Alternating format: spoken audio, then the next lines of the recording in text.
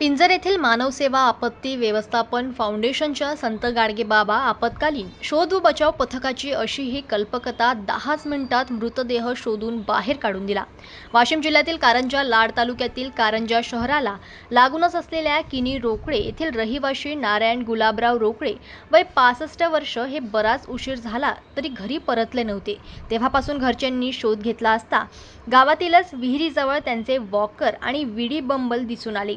तेव्हा हे विहिरीतच असल्याची दाट शक्यता झाली आणि विहिरीत स्थानिक पातळीवर गावकऱ्यांनी शोध घेतला असता काहीच मिळून आले नाही। तेव्हा कारंजा शहर पोलीस ठाण्याचे PSI मुरलीधर उगले साहेब यांनी पिंजर येथील मानवसेवा आपत्ती व्यवस्थापन फाउंडेशनच्या संत गाडगेबाबा आपत्कालीन शोध व बचाव पथकाचे प्रमुख जीवरक्षक दीपक सदाफळे यांना माहिती देऊन तात्काळ सर्च ऑपरेशन करिता पाचारण केले।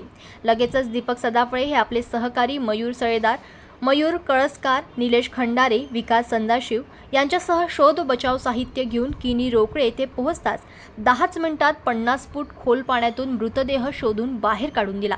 यावेळी घटनास्थळावर कारंजा शहर पोलीस ठाण्याचे ठाणेदार दिनेश शुक्ला सर, PSI मुरलीधर उगले सर, पोका शिवाजी ठवकर, का श्याम ठाकूर तसेच सरपंच मीनाताई रोकडे, उपसरपंच अमीरखा, तलाठी अर्चना चिकटे, कोतवाल तेजस रोकडे आणि गावातील नागरिक हजर होते, अशी माहिती पथक प्रमुख दीपक सदाफळे यांनी दिली आहे। जनमत लाईव्ह न्यूजसाठी वाशिममधून ज्ञानेश्वर वरघट यांची रिपोर्ट।